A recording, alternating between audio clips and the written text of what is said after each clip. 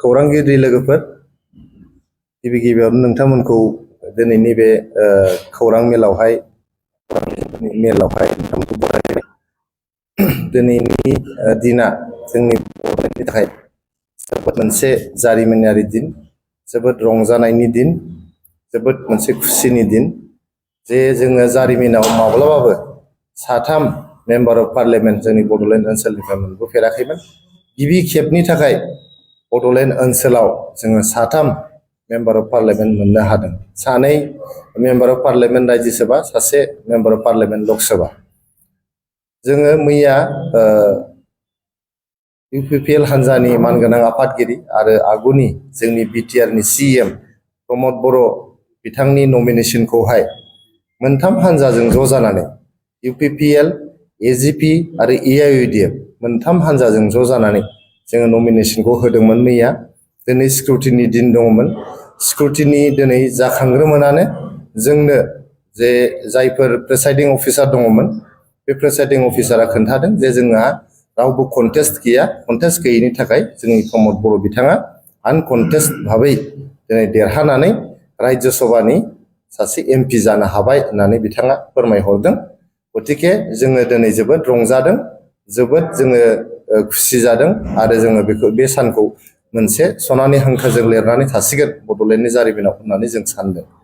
दा साथाम member of पार्लियामेन्टआ जोंनि पार्लियामेन्टआव थांनानै गिबि एजेन्डायानो जागोन जों 125थि संबिजिरनि सोदांनाय। 125थि संबिजिरनि सोदांनायाव मा दङ? बेयावहाय मोननै संबिजिरनि आर्टिकेलखौ सोदांनांगौ दङ। गिबि आर्टिकेलानो जाबाय 280। भारत संबिजिरनि 280 दफानि गेजेरजोंहाय केन्द्रीय सरकार, मिरु सरकार एबा रायजो सरकारनि गेजेराव रां बावजाखौ राननाय जायो, रां रुफाखौ राननाय जायो। गतिके दिनैनि थारिखआव सेन्ट्रेल फाइनान्स कमिसन आरो स्टेट फाइनान्स कमिसनखौहाय आर्टिकेल 280 नि गेजेरजों दानाय जायो। खुनु अट'नमास काउन्सिलनि थाखायहाय आर्टिकेल 280 आवहाय दिनैहाय खुनु स्क'पआनो गैया। बेनि गेजेरजों अट'नमास काउन्सिलाव रां फैनायनि खुनु स्क'प गैया। गतिके दिनै आर्टिकेल 280 खौ जुदि एमेन्डमेन्ट खालामोबा 125थि संबिजिर सोदांनायनि गेजेरजों, अब्ला जोंनि आसामनि थांनाय बोसोरनि बाजेटआ गासै 2,40,000 खौटिमोन। 2,40,000 खौटिनि जोंनि सुबुं सानखोआ, जोंनि बड'लेण्डनि सुबुं सानखोआ जिहेतु 12निफ्राय 13%, गतिके जोंनि राङाबो 12निफ्राय 13% फैयोब्ला फ्राय जोंहा 30,000 खौटिसो रां जों मोनो बड'लेण्डआ। खिन्थु थांनाय बोसोरसिमाव जोङो बेथनजों लोगोसे आरो डेभेलपमेन्टनि राङा गासै 3,500 खौटिसोल' जों मोनदों। जौगानायनि हाबाफारिनि थाखाय SOPD आवहाय जोङो मात्र 1,100 खौटिल' जों मोननो हादों। होनब्ला जों साननो हायो जे 30,000 खौटि मोननांगौ दङमोन, नाथाय जों मोनबाय बेसेबां? 1,100 खौटि। गतिके जोङो आर्टिकेल 280 नि 125 एमेन्डमेन्ट जायोब्ला अब्ला जोंनावहाय गोबां रांफोर फैगोन आरो गोबां जोंनि गेजेराव जौगानाय फैगोन। नैथि जोंहा मुलाम्फाया जाहैबाय आर्टिकेल 280 जों लोगोसे जेब्ला 125 एमेन्डमेन्टआ जागोन, 125 एमेन्डमेन्टनि गेजेरजों जोंनि 40था जे बिजाब दङ बिटिआरआव दिनै, 40थानिफ्राय 60 बिजाब जागोन। 60 बिजाब जानाय लोगो लोगो जोंनि बड'लेण्डआव 22था जाथि जनगोष्ठी दङ। बे 22था जाथि जनगोष्ठीफ्रा बयबो जोंनि बिटिआरनि एसेम्ब्लियाव बाहागो लानो हागोन। बिटिआरनि जे बिसायख'थि बेयाव बाहागो लानो हागोन आरो बयबो समान मोनथाय मोनगोन होननानै आङो फोथायो। गतिके साथामबो मेम्बार अफ पार्लियामेन्टआ थांनानै 125 एमेन्डमेन्टखौ पार्लियामेन्टआव पास खालामहोनायानो जोंनि गिबि थांखि।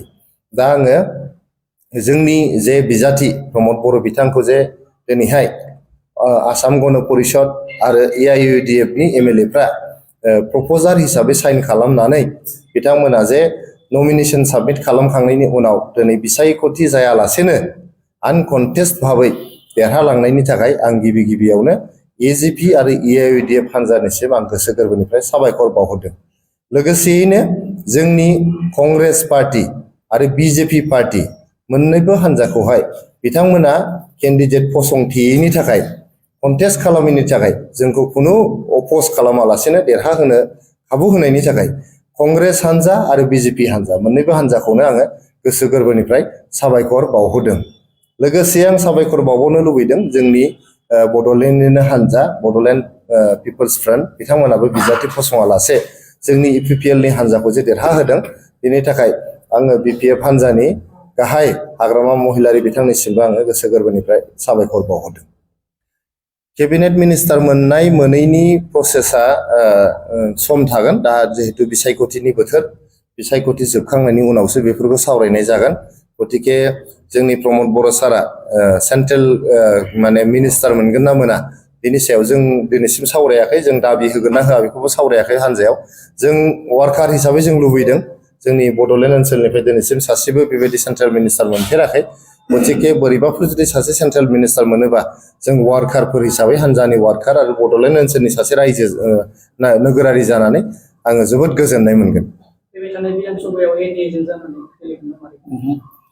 फैबाय थानाय बिधान सभा बिसायख'थियावहाय जोङो माने इन्डिया NDA बेबायदि जेबो सानथ'वाखै जोंहा 12टा समस्ति दङ बिटिआरआवहाय 12टा समस्तियावनो जोंनि मावथिफ्रा गोख्रोङै हाबा मावबाय थादों। नोंथांमोना नुदों बहाबा दिनै मटर साइकेल रेलि जागासिनो दङ, बहाबा आथिंजों हान्जा सुरनाय जागासिनो दङ, दा कार रेलिबो जाखांबाय आरो जोंनि ओनसोलनि बड'लेण्ड ओनसोलनि माइनरिटि रायजो राजाफोरनि गेजेराव माने गोसो जै खालामनो थाखाय जोंनि लाइमोन गांखंनि दैदेननायावहाय माने सल' BTC पालटाय सासा सासिर बारि जाय होननाय अभियानबो नोंथांमोना नुनो मोनदों। दा जोङो बिसायख'थिनि सिगां गोबां खस्थ' खालामनानै खामानि मावगासिनो दङ। दा 12टा बिजाबावबो जोंहा गासैबो केन्डिडेटआ अलमस्ट जोंहा फाइनाल आरो रेडि जानानै दङ आरो जोङो बिटिआरनि बायजोआवबो फ्राय 12टासो समस्तियावहाय जोङो प्रिपेरेसन खालामबाय थादों। मोनबा 6टा समस्तियावथ' जोंहा केन्डिडेटफ्रानो जोंहा अलमस्ट फाइनाल स्टेजाव सहैनानै दङ। गतिके जोङो राजखान्थि हान्जा हिसाबै जिहेतु बिसायख'थिखौ गेलेखागोन। दा जों गेलेनाय समाव जोंखौ इन्डियाया मदद होफैयो ना NDA मदद होफैयो बे बिथांमोननिसो बाथ्रा जागोन। जिहेतु बिसायख'थिनि डेटखौनो दाबो फोसावाखै, बिसायख'थिया माब्ला जागोन बेखौनो जों मिथिथ'वा। गतिके जोंनि केन्डिडेटनि लिस्टआ रेडि जादोंबाबो जोङो फोसावथ'वा, जोङो बिदिनो सप्ता खनसे 10 दिनसो सम लाबावगोन केन्डिडेटनि लिस्टखौ फोसावनो थाखाय। नाथाय जोंनि केन्डिडेटनि लिस्टआ अलरेडि रेडि जानानै दं।